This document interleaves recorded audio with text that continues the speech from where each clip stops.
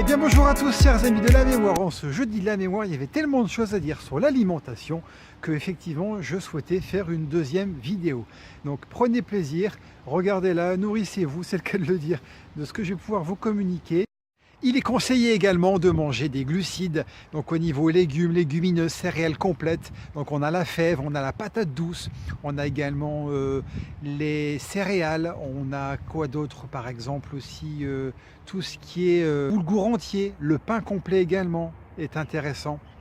Tout cela va permettre tout au long de la journée d'avoir une énergie qui va pouvoir être utilisée. Cela permet de rester alerte tout au long de la journée et également de permettre une libération progressive du glucose dans le sang.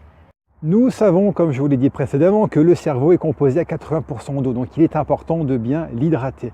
L'hydrater, ça passe par boire de l'eau, la quantité, effectivement, chacun s'amène à dire 1 litre, 2 litres, 3 litres par jour.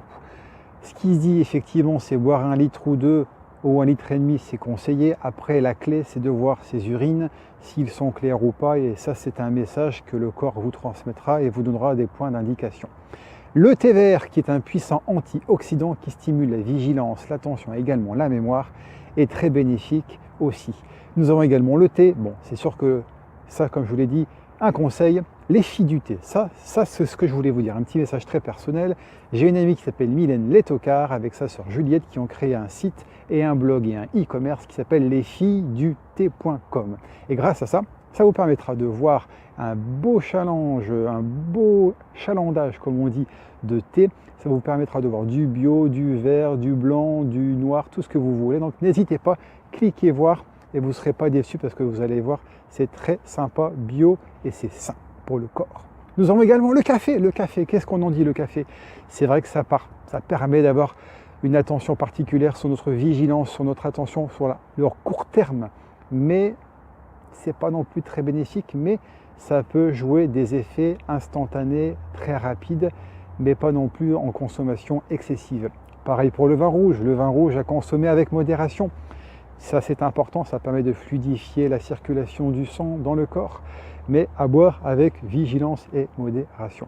Nous avons également les épices qui participent également, tout ce qui est le curcuma, qui est un puissant antioxydant. Nous avons également la curcumine, nous avons le gingembre.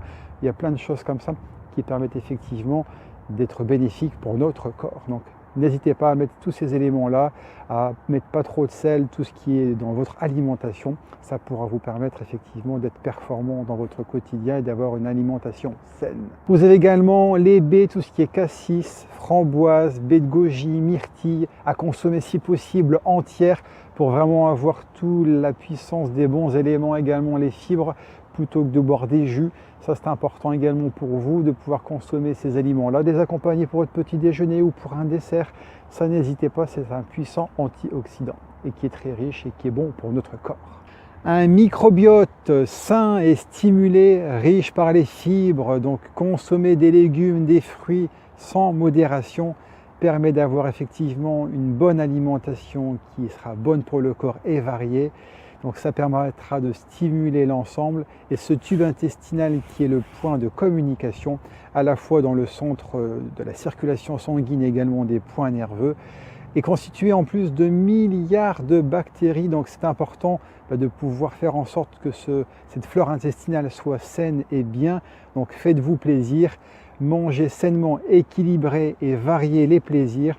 Ça, c'est ce que je pourrais vous conseiller. Après, on pourrait dire, ah, mais c'est pas non plus sur toutes les bourses. Effectivement, peut-être manger un petit peu moins, mais de qualité, peut aussi être intéressant et aussi être très bon pour nous, pour notre porte-monnaie également. Je ne vais pas faire de pub, mais par exemple, je suis allé récemment chez Lidl, ils ont un rayon de bio. J'étais assez stupéfait en parlant donc des légumes. Et vraiment, n'hésitez pas, parce que moi qui ai comparé avec d'autres boutiques bio diverses et variées des alentours, c'est largement de qualité et après avoir goûté, je n'ai pas vu de différence. Et bien voilà, ainsi s'achève cette deuxième vidéo sur l'alimentation. J'espère qu'elle vous a plu. N'hésitez pas à la partager. Mettez-moi vos commentaires, peut-être sur vos habitudes habituelles, sur les choses peut-être auxquelles je n'aurais pas spécialement pensé. Je suis ouvert à toute discussion et grand plaisir. Ce que je vous propose, c'est la semaine prochaine, je vais faire une petite vidéo avec un tour de magie pour vous montrer un petit peu lié à la mémoire et à la mémorisation, ce qu'on peut mettre en place. À très vite et n'oubliez pas, quand vous mangez sainement, votre corps automatiquement pourra vous le rendre également en 10 fois plus. Allez, profitez de la vie, à très vite, salut!